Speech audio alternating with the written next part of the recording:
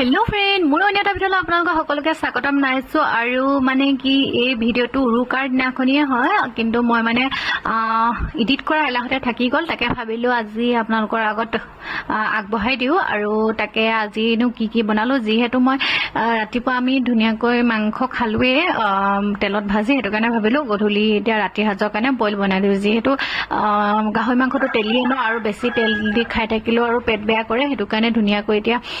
boil বনাইছো আৰু এফালে দেখিছেনে দুডখমান পুৰিবৰ কাৰণে থৈছো আৰু এফালে নৰসিংহ চাটনি অকনো বনালো আৰু এফালে নৰসিংহ অকনমান খুন্দি পিনি জুলটো দি দিছো বইলত তেনেকৈ যে খাই বহুত টেস্টি লাগে তাকে অকনমান এনেকৈ বনাইছো অকনমান পুৰিম বুলি লৈছো ধুনিয়াকৈ এতিয়া বইল কৰি লৈছো আৰু লগতে বিলাহীও দিছো দেই আৰু বিলাহী ৰসুন আদা পিয়াজ আৰু তেনেকৈ দিছো আৰু এফালে ধুনিয়াকৈ দুডখমান দিয়া পুৰিছো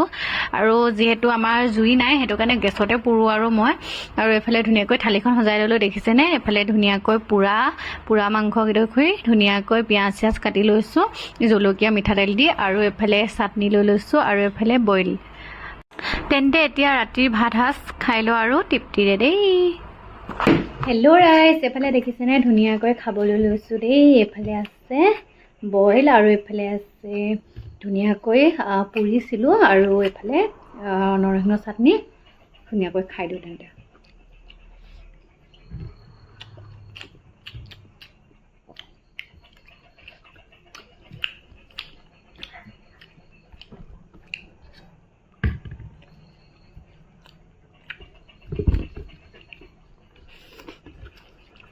मजा टेस्टी